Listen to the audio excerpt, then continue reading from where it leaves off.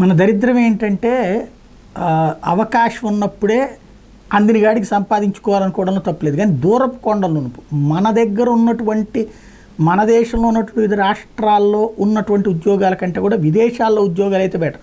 ఎలాంటి స్థాయికి దిగజారుతున్నామంటే నిత్యం యుద్ధంతో ఉన్నటువంటి రష్యాకి వెళ్దాం అనుకుంటున్నాం, చివరికి తీవ్రవాదులు నడిపే సిరియాలో కూడా ఉద్యోగాలు చేస్తుంటారు.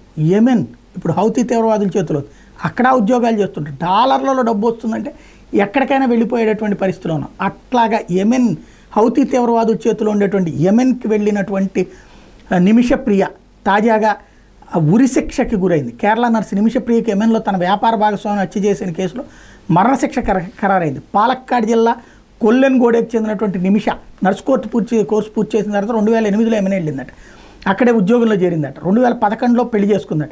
ఆమె అక్కడే ఒక క్లినిక్ తెరవాలనుకుందంట. ఆ దేశ నిబంధనల ప్రకారం స్థానిక తలాల్ అదీబ్ మొహ్దీ అనే వ్యక్తిని నిమిషా దామస్ జంట తమ వ్యాపార భాగస్వామిగా చేసుకున్నారు. అల్ అమన్ మెడికల్ కౌన్సిల్ సెంటర్ని ప్రారంభించారు. కొన్నేళ్ల తర్వాత ఆమె భర్త కుమార్తె కేరళకు వచ్చేశారు. నిమిష యెమెన్లోనే ఉంటూ సెంటర్ను కొనసాగించారు.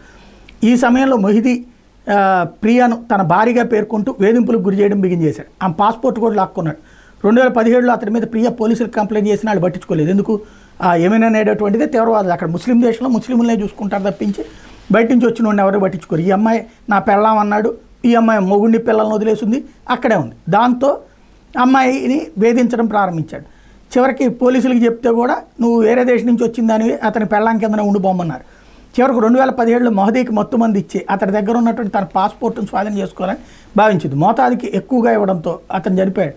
ఆ తర్వాత మృతదేహాన్ని వాటర్ ట్యాంక్లో పడేసింది. అక్కడ నుండి సౌదీకి పారిపోతుంటే ఆమెను అరెస్ట్ చేశారు. ఈ కేసులో 2017 నుంచి ప్రియా యెమెన్ జైల్లో మగ్గుతోంది. తాజాగా ఆమెకు యెమెన్ దేశాధ్యక్షుడు రషీద్ అల్ అల్మి మరణశిక్ష ఖరారు చేశారు.